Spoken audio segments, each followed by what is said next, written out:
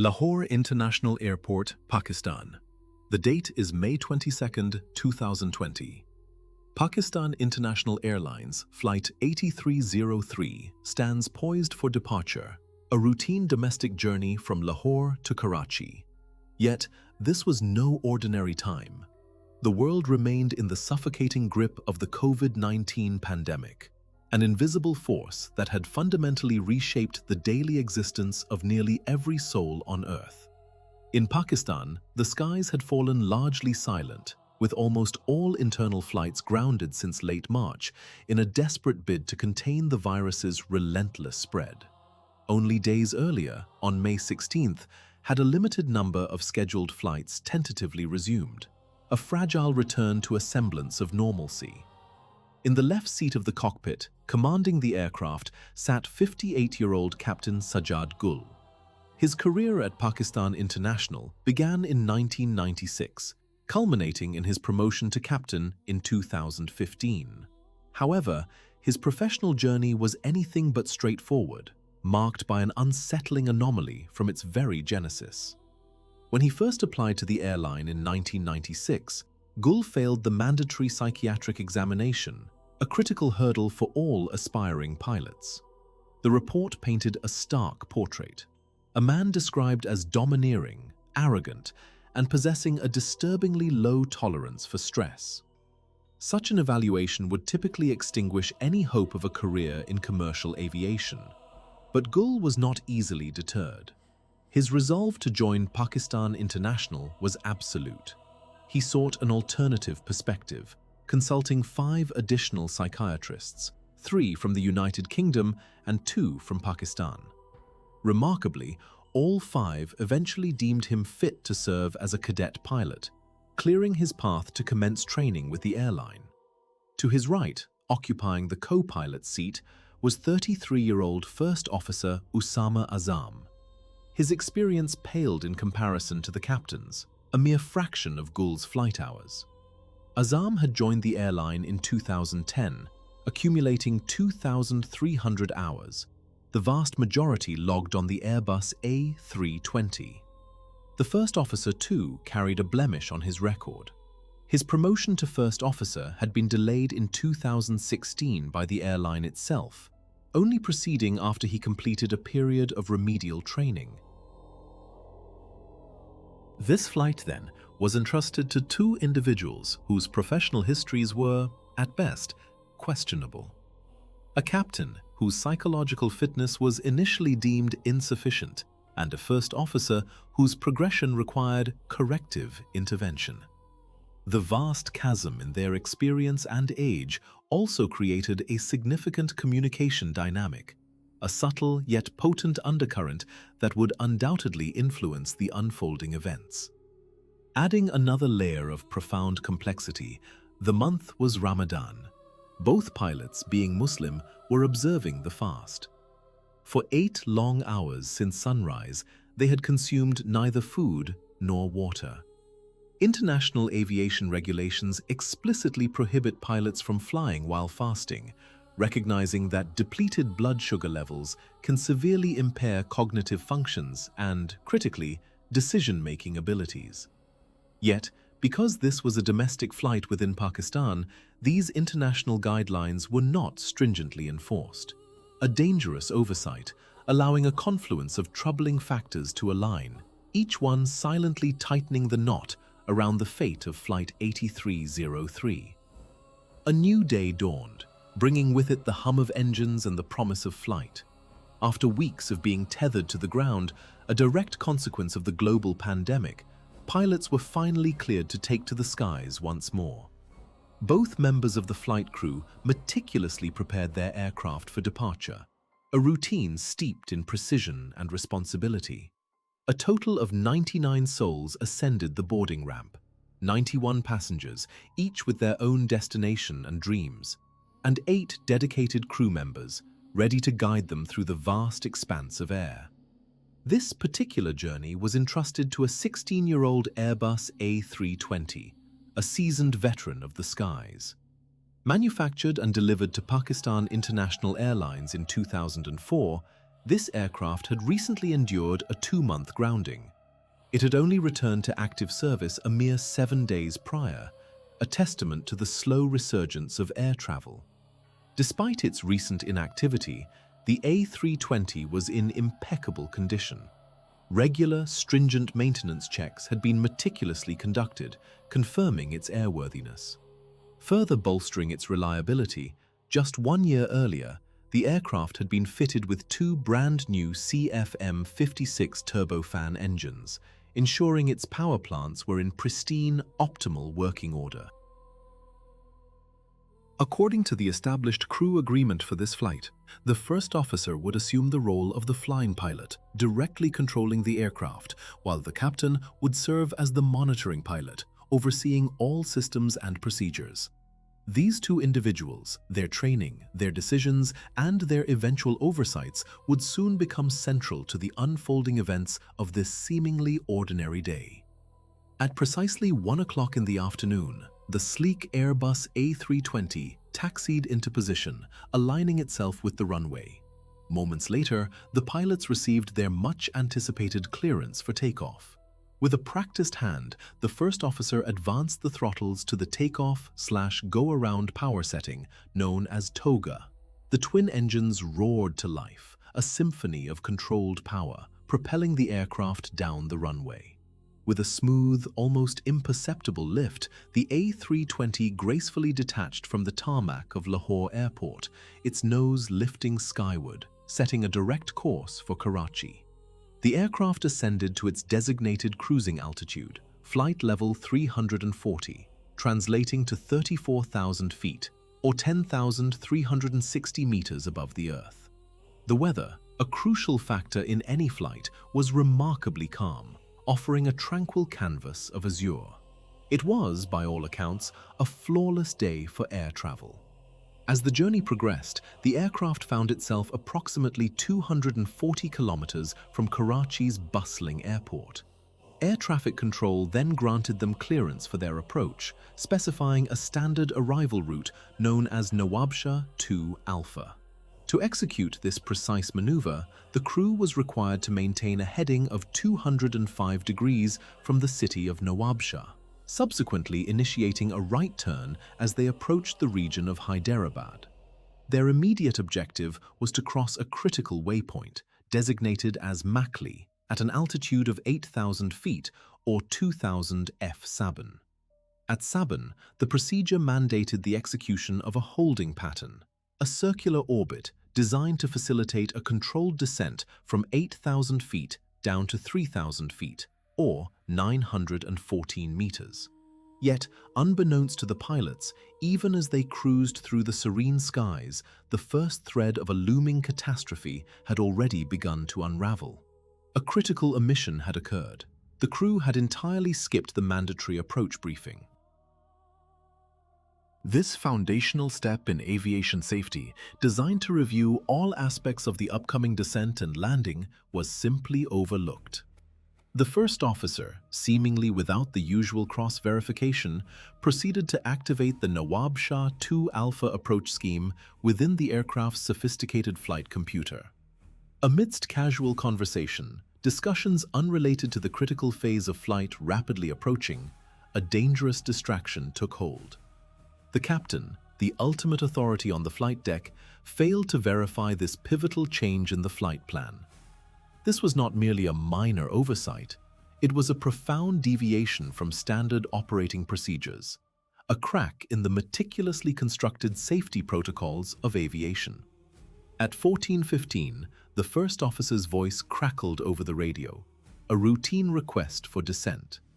Air traffic control responded promptly, granting permission for the aircraft, designated Flight 83.3, to descend from its current cruising altitude to 100 feet, at the pilot's discretion. The controller's instruction was clear, succinct, and seemingly innocuous. Proceed direct to Makli.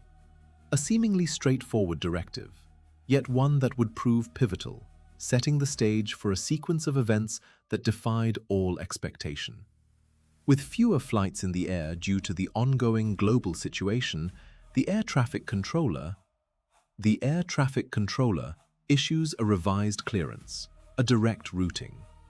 The original flight plan had charted a different, more circuitous path, but now the controller offers a shortcut, allowing the aircraft to bypass Hyderabad entirely and proceed straight to the Makli waypoint.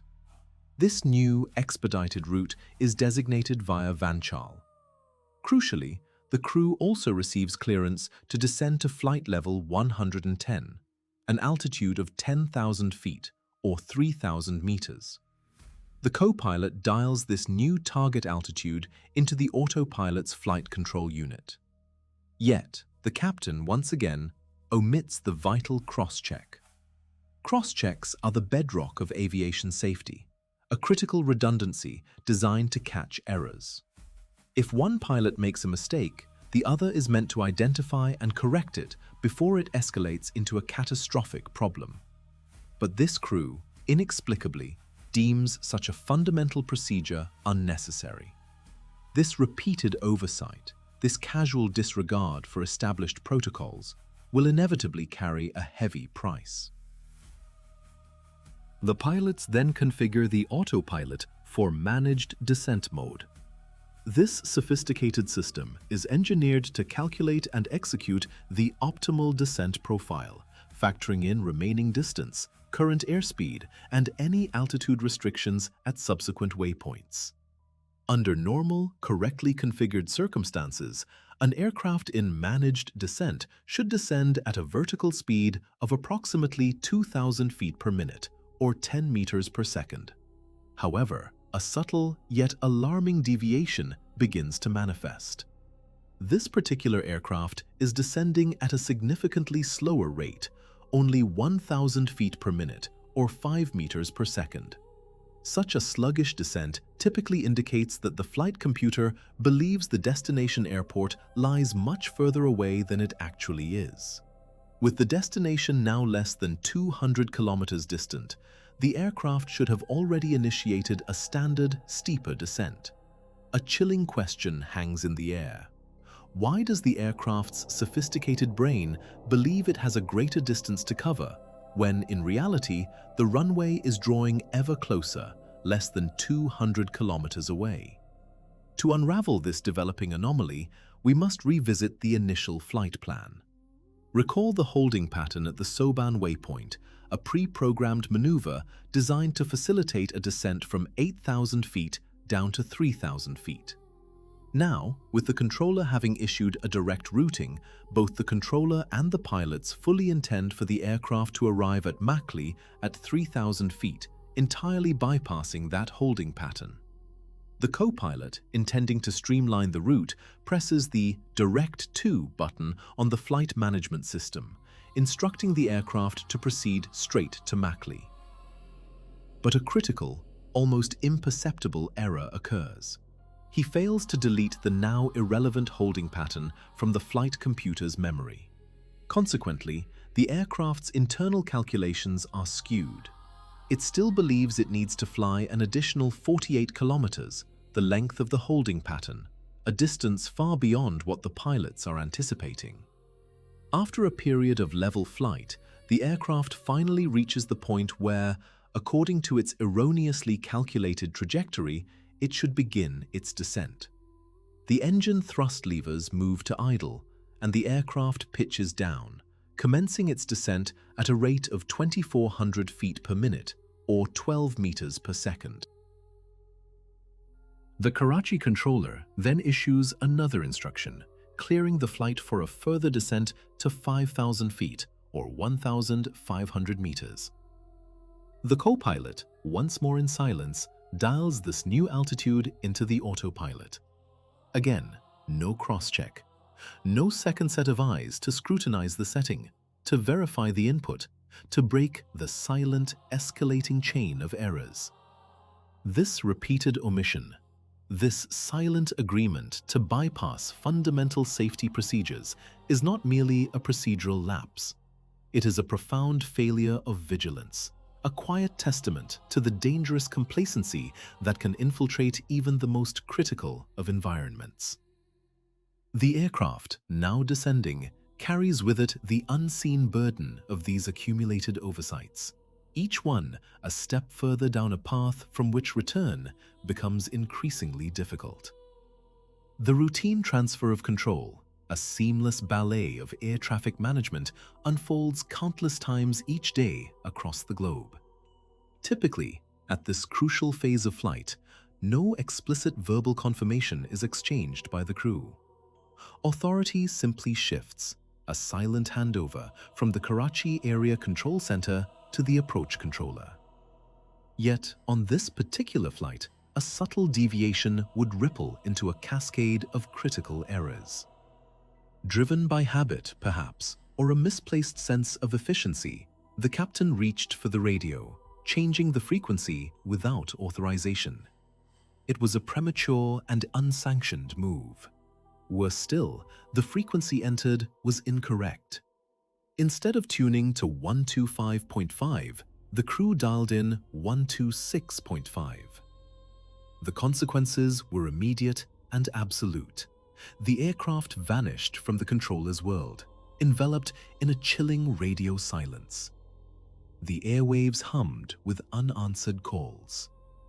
5 precious minutes, each one stretching into an eternity for the ground crew, slipped away before the approach controller, through sheer persistence and a stroke of luck, finally established contact on the emergency frequency. With communication re-established, the Karachi approach controller cleared the aircraft for a further descent to 3,000 feet or 900 meters. But the late start to their descent had placed them in a precarious position. The aircraft was now far too high, dramatically out of alignment for a standard direct approach. Yet within the cockpit, an alarming unawareness persisted. The flight crew, seemingly oblivious to their predicament, failed to recognize the critical altitude discrepancy.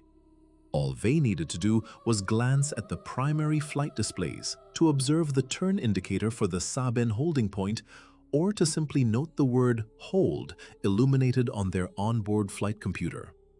These were the digital sentinels designed to warn and guide. But a fundamental lapse in procedural adherence meant these vital clues were utterly missed. The aircraft continued its trajectory, now just 5 minutes from the Makli waypoint, passing it at a staggering altitude of 9,300 feet, or 2,834 meters. By this point, they should have been at 3,000 feet. The margin for error was shrinking rapidly. The situation was dire, yet not entirely without a safety net. Had the pilots simply done nothing, allowing pattern at Sabin, gradually descending to 3,000 feet and ultimately a safe landing. It was a built-in safeguard, a silent guardian against human error. But their problems, tragically, were only just beginning to compound. Barely a minute later, with the runway now visible on the horizon, a sight that might have instilled a false sense of security, the first officer armed the approach mode, intending to capture the glide slope. This decision, seemingly routine, was devastatingly ill-timed.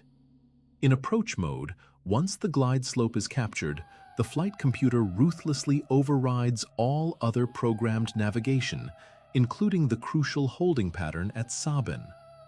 Without that vital holding pattern, the aircraft would remain dangerously high as it neared the airport, stripped of its last automatic chance to correct its altitude. Down in the Karachi control tower, the air traffic controller, his eyes fixed on the radar screen, watched the aircraft's trajectory with growing alarm. The plane was more than twice the altitude it should have been. A cold wave of concern washed over him, hardening into urgent action. He called the flight crew. The response was immediate and chillingly confident. "Everything is under control," came the reply. This unexpected query, however, must have pierced the captain's complacency. A flicker of surprise, then perhaps a growing unease. Why would ATC ask such a question? His gaze swept across the flight displays, the illuminated panels, the digital readouts. And then, the realization. the glaring error. They had never deleted the Saben holding pattern. The very thing that would have saved them was still there, active, but now overridden by the approach mode. "What happened?" he demanded, his voice tight with sudden panic. "Stop! Stop! No! Remove the holding! Remove the holding! Remove the holding!" The words tumbled out, desperate, urgent. But the holding pattern, ironically, had been the only remaining mechanism that could have allowed the aircraft to descend to the correct altitude in time. The very act of attempting to remove it now, in a desperate bid to correct a cascade of errors, would seal their fate. The last safeguard, the silent, patient holding pattern, was now a ghost in the machine, its potential for salvation tragically overlooked, and then, in a moment of frantic realization, discarded. The pilot reacted instantly, cancelling the holding pattern. He then questioned the captain, asking if they should report the issue, the deviation from their assigned path. The captain's response was a sharp, unequivocal no. He rejected the first officer's professional suggestion, his voice firm, almost dismissive, instructing him to simply inform air traffic control that everything was perfectly fine. The first officer, under the immense weight of the captain's authority, complied, relaying the false assurance to Karachi approach. As established, the captain was an overbearing, dominant, and arrogant individual, prone to significant stress intolerance. These deeply ingrained traits now exerted an overwhelming influence on the first officer's judgment. Despite his full awareness of their critical error, despite seeing with his own eyes that they were dangerously high, the first officer felt compelled to act. He needed to initiate corrective measures, to accelerate their descent and intercept the correct glide path. With a decisive movement, he switched the aircraft from a managed descent mode to an open descent. This transition was critical.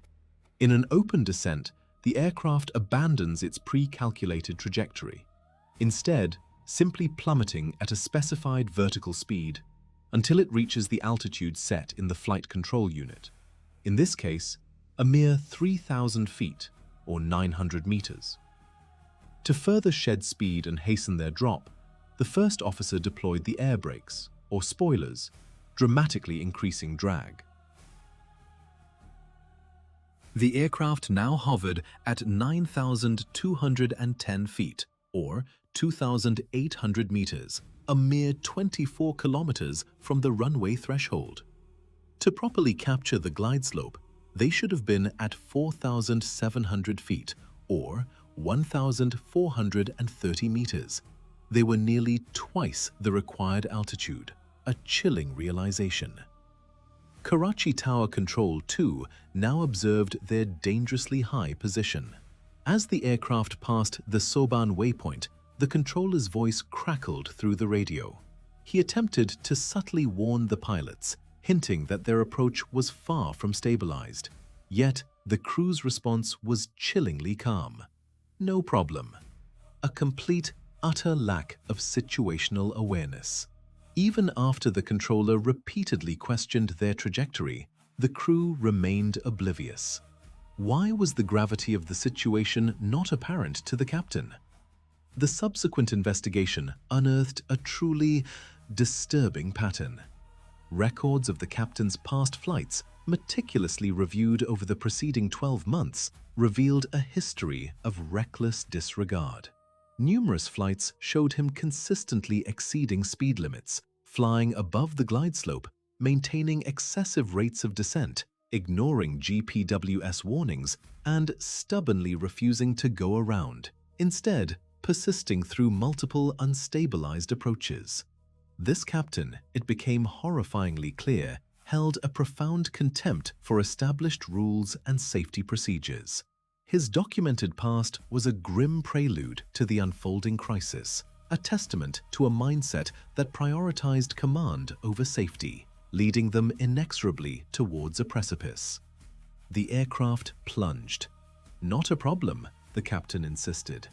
At 4,700 feet, 2,250 meters above the Earth, the pilots initiated their landing sequence. Landing gear extended, flaps set to 1. The vertical speed, a mere 2,300 feet per minute moments before, now surged, an astonishing 7,500 feet per minute. To put that into stark perspective, it meant a descent rate of 38 meters per second. This was not a controlled descent, it was a controlled fall, an approach angle so extreme it defied standard aviation practice. From the approach control tower, a voice cut through the airwaves, laced with growing apprehension. The controller, his concern escalating, reminded them of a simple maneuver, a 360-degree turn. A routine correction designed to bleed off altitude to reset their trajectory to something sane, something survivable. But the captain, his conviction unwavering, saw no issue. He ordered his first officer to decline the suggestion. The reply came back, crisp, dismissive. "Negative, sir. We are comfortable. We will manage." The metallic beast continued its desperate battle with gravity. It sliced through 4,500 feet, 1,370 meters, just 11 kilometers from the runway threshold. The autopilot, dutifully programmed for a target altitude of 3,000 feet, began to ease the descent, attempting to level the aircraft. Yet the captain's voice, tinged with an almost palpable pride, echoed in the cockpit. He expressed astonishment that they had achieved this rapid descent, reaching 3,000 feet without the need for a single altitude-losing orbit. Then, a direct command from the tower.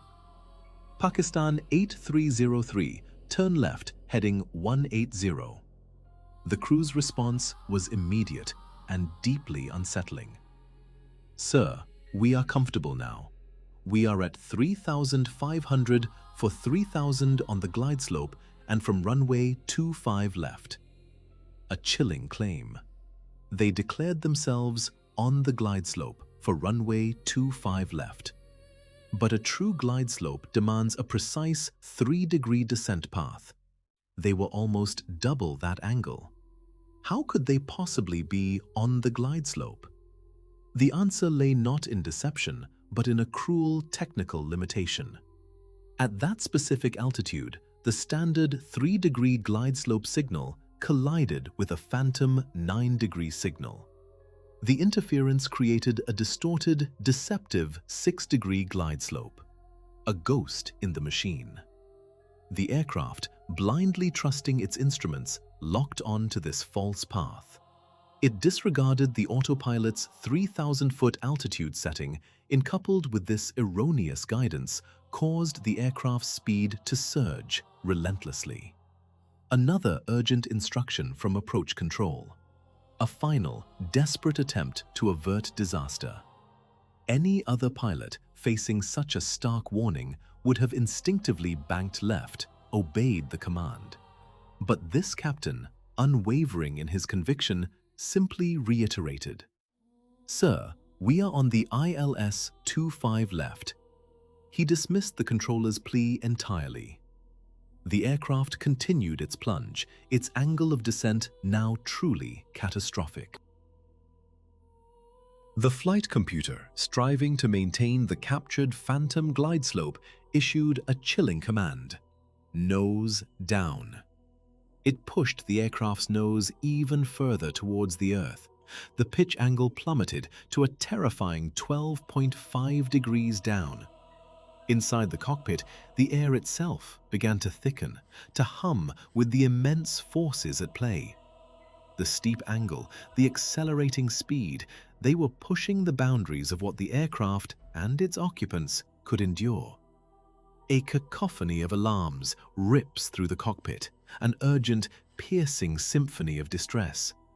Multiple warnings blare simultaneously, an audible overspeed alert. Then the chilling pronouncement from the ground proximity warning system: "Sink rate, don't sink." The aircraft, a complex machine designed for precision, is screaming its protest. Within 30 seconds, the aircraft's pitch angle steepens dramatically, plunging to an alarming 13.5 degrees nose down. This is an extreme, almost vertical descent for a passenger jet. At this critical juncture, the autopilot, overwhelmed by the sheer deviation from its programmed flight envelope, simply disengages, abandoning its charge. The automated systems, designed to ensure safety, have reached their limit.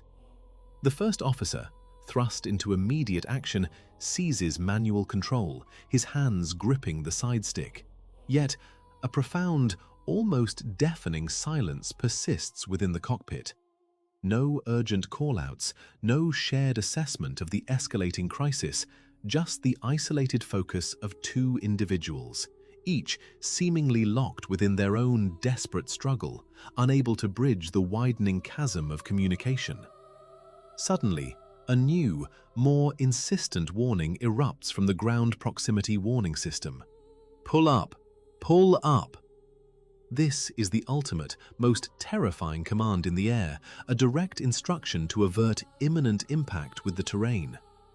Pilots are rigorously trained to execute an immediate, forceful terrain avoidance maneuver upon hearing this chilling command. It demands an instant, aggressive climb. Instinctively, the first officer responds, pulling back on the side stick, momentarily arresting the rapid descent. In a desperate bid to stabilize the approach and perhaps execute a holding pattern, he makes a critical, yet ultimately misguided decision. He retracts both the landing gear and the speed brakes. These actions, typically performed to increase speed or reduce drag during a climb or cruise, are antithetical to a landing preparation. But the void of verbal communication remains a deadly silence. The captain, unaware of this crucial action, has no knowledge that the landing gear has been retracted. A vital piece of information, one that could determine the fate of hundreds, is lost in the unspoken space between them. The first officer, perhaps sensing the growing desperation, queries the captain, suggesting a 360-degree turn to regain control and awareness. The captain, however, cuts him off with a vehement shout, his voice raw with a singular, unyielding focus. "No, no, leave it!" The captain immediately asserts priority, seizing control with a decisive press of the override button. His focus is unyielding, his determination absolute, as he guides the aircraft relentlessly towards the runway. He is committed, perhaps irrationally so, to landing this aircraft. At this precise moment, an almost surreal contrast unfolds. Air traffic control, oblivious to the internal chaos unfolding within the cockpit, clears the aircraft for landing on runway 25 left. An external confirmation of normalcy, while inside, a silent battle against disaster rages. Mentally committed to the landing, the captain extends the flaps to position 2, attempting to increase drag and decelerate the rapidly moving aircraft. The intention is clear: prepare for touchdown. The aircraft briefly stabilizes at an altitude of 1,000 feet or 300 meters. This is the critical threshold, the precise point where an aircraft must achieve absolute stability, perfect airspeed, vertical speed, pitch, and glide slope alignment for a safe and successful landing. Yet, for this particular flight, every single parameter surged far beyond acceptable limits. Airspeed, vertical speed, pitch, and glide slope deviation all screamed of instability. The aircraft was profoundly, dangerously unstable, demanding an immediate go-around, a climb back into the sky to re-evaluate and reattempt the approach. But the captain harbored a different, unyielding intention. The aircraft itself, a complex symphony of sensors and warnings, now desperately attempts to alert its crew to the impending catastrophe. The landing gear remains retracted. A stark red message flashes across the primary flight display: landing gear not down. Simultaneously, a vivid red arrow illuminates beside the landing gear lever, a glaring visual cue of the critical omission. As the descent continues its relentless plunge, a chorus of automated warnings erupts, each more urgent than the last. Too low, terrain. Sink rate. Pull up, pull up. Yet, in the cockpit, a chilling stillness persists. The pilots remain unresponsive, seemingly deaf to the clamor of their own machine. The landing gear, a vital component for a safe touchdown, remains stubbornly stowed. The aircraft hurtles across the runway threshold at a staggering 200 knots or 370 kilometers per hour. This velocity is far beyond safe landing speed, transforming the aircraft into a projectile rather than a controlled descent. Propelled by its extreme velocity, the aircraft entirely overshoots the designated touchdown zone, soaring past the initial markers where it should have gently met the earth.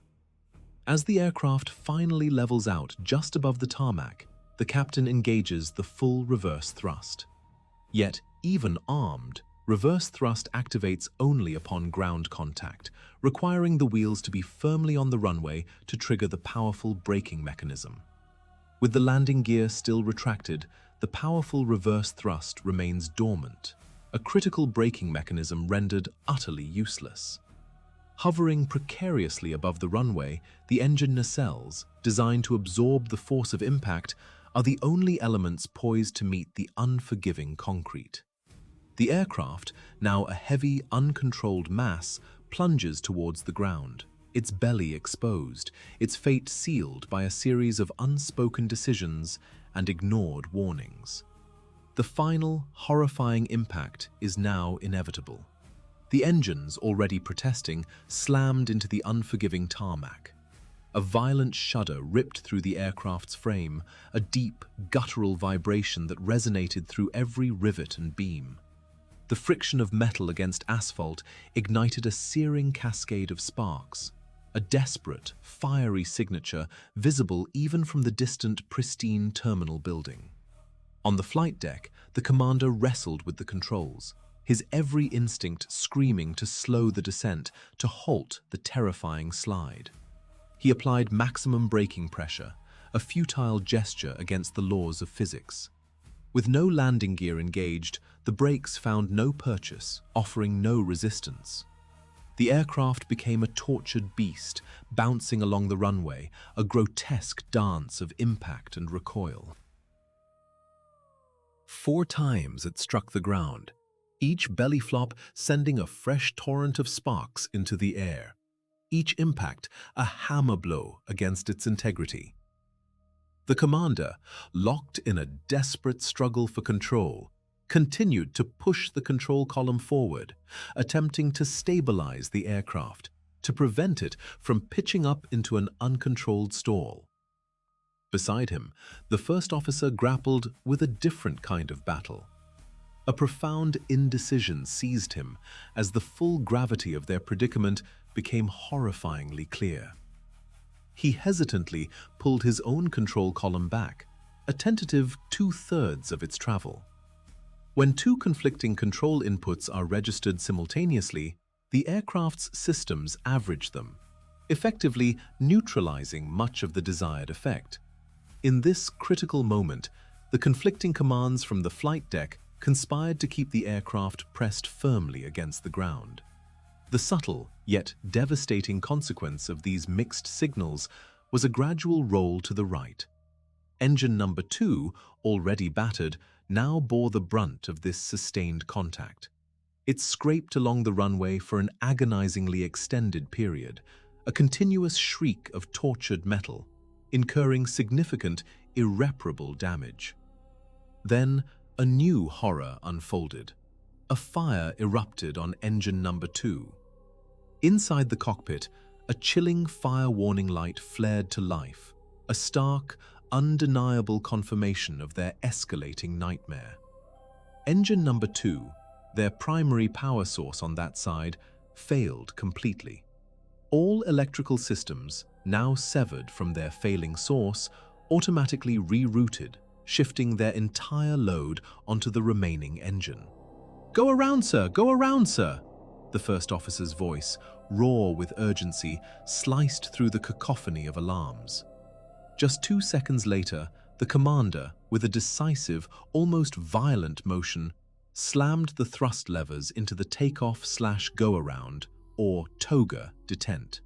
The aircraft, already hurtling at a speed of 160 knots, responded with a surge of power from its sole remaining engine, clawing its way back into the sky with astonishing immediacy.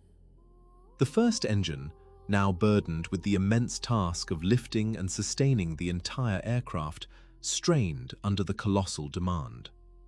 The first officer, his voice now steadier but still tinged with the recent terror, reported to air traffic control that they were executing a go-around. But the controllers in the tower had already witnessed the horrifying spectacle of the belly landing. A full-scale emergency had been declared the moment the first sparks erupted, a cascade of urgent alerts now rippling across the airfield. As the crew began the arduous process of retracting the flaps, a flicker of unexpected hope emerged. Engine number 2, against all odds, entered auto-start mode and began to spool up, attempting to recover. The prolonged, brutal friction of the engines against the runway had carved a gaping hole in the fuselage, a raw wound from which engine oil now streamed, leaving a dark, viscous trail. As the aircraft climbed through 200 feet, a fresh wave of warnings inundated the cockpit. Low oil pressure alerts blare in system distress. The unrelenting pressure on both pilots was immense, a psychological crucible testing the limits of their training and resolve. To maintain their focus, to silence the relentless cacophony of alarms threatening to overwhelm them, the crew made a critical decision. They silenced the warnings. With grim determination, they continued their ascent, climbing steadily through the turbulent air towards an altitude of 3,000 feet. Air traffic control, their voices now calm but firm, issued new instructions. "Turn left, heading 110 degrees, level off at 3,000 feet. It was at this precise, precarious moment, a line, the very heart powering every electrical system on board, failed.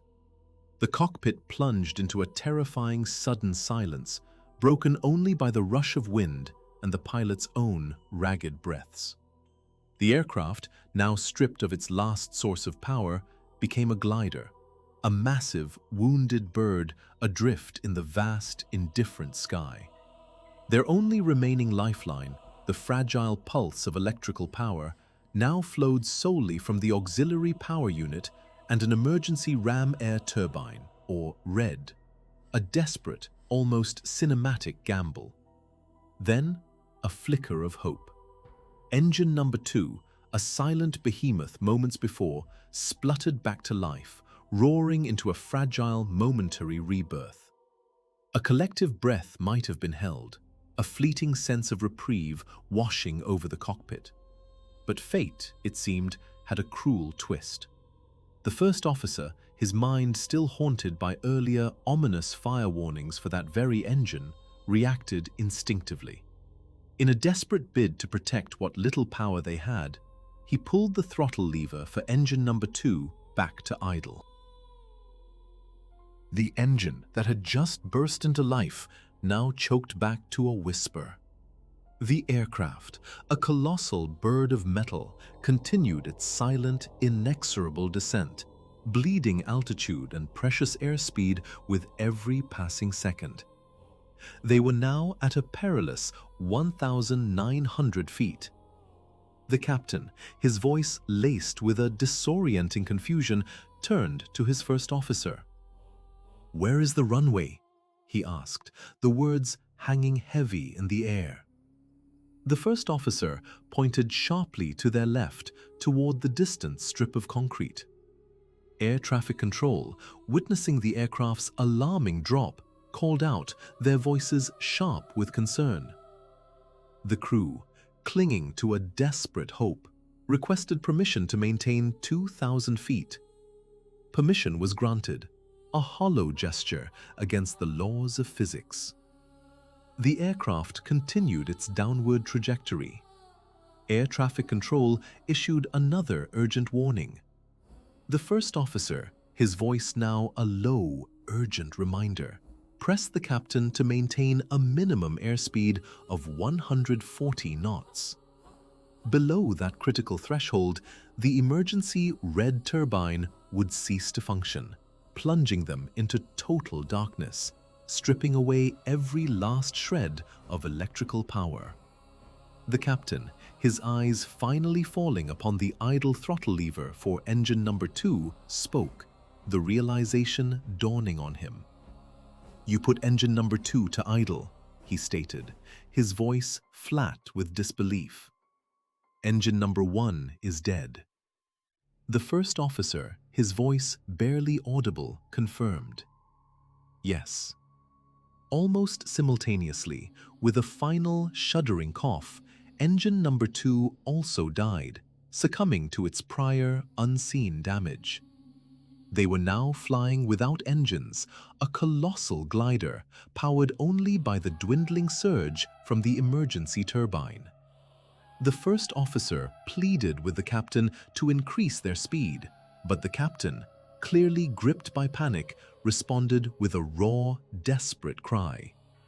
"How can I increase speed?" Air traffic control, observing their erratic path. "We are going straight, sir. We have lost both engines." The controller, now fully grasping the gravity of the situation, asked if they would attempt a belly landing. "Negative," the first officer replied, the word a stark pronouncement of their dire state. Then, a command from the captain, a decision that would seal their fate. "First officer, deploy the landing gear." The first officer, his hand moving on instinct, obeyed, pulling the lever. This single act became the final, devastating blow. Without engine power, this aircraft was nothing more than a metal bird, its wings now dragging against an invisible force. They were already critically close to the ground, with a vanishingly small chance of ever reaching the runway. But by deploying the landing gear, they had dramatically increased the aircraft's drag, mercilessly shortening the precious distance it could still glide. "Mayday! Mayday!" the first officer transmitted, his voice a desperate final plea as the aircraft plummeted to 700 feet. Moments later, the cockpit filled with a cacophony of alarms. "Stall! Stall!" The aircraft, in its death throes, began a slow, agonizing turn to the left, towards the distant, unreachable runway. Air traffic control, their voices now clipped and urgent, began to relay information about the runways, their words echoing into the void as the final, irreversible moments unfolded. The cockpit was a maelstrom of flashing lights and piercing alarms. As the aircraft plummeted to just 400 feet, the captain's voice tore through the chaos. "No flaps! Do not deploy the flaps!" he screamed, desperately attempting to reduce drag. Yet, with the landing gear already extended, their fate was sealed. The massive Airbus 320 tore into a densely populated residential neighborhood, a mere 1,300 meters from the threshold of runway 25 left. The impact was catastrophic. The aircraft disintegrated, erupting into a furious inferno that consumed multiple buildings surrounding the crash site. Out of all on board, only 2 individuals miraculously survived the initial impact. On the ground, 1 person suffered fatal injuries. Emergency responders converged on the scene with desperate urgency, but their efforts were severely hampered by the labyrinthine narrow streets and the overwhelming throngs of local residents, all attempting to offer aid amidst the devastation. The subsequent investigation report, unequivocally cited the flight crew's blatant disregard for standard operating procedures as the primary cause of the tragedy. It also identified pilot fatigue and potential spatial disorientation, possibly exacerbated by fasting, as a significant contributing factor. In the wake of this harrowing discovery, Pakistan International Airlines swiftly revised its in-flight fasting regulations. But the inquiry unearthed an even more disturbing truth. A staggering 40% of all pilots in Pakistan, it was revealed, were operating with fraudulent licenses. This shocking exposé sent tremors through the global aviation community, leading directly to the immediate blacklisting of Pakistan International Airlines by both the European Union and the United States of America. The pilots of Flight 8303 were not merely incompetent, they were, in essence, suicidal at the controls. Their advanced aircraft, a marvel of engineering, was designed with every conceivable system to avert disaster. Yet, its human operators, through a series of inexplicable and reckless decisions, actively steered it towards a catastrophic end.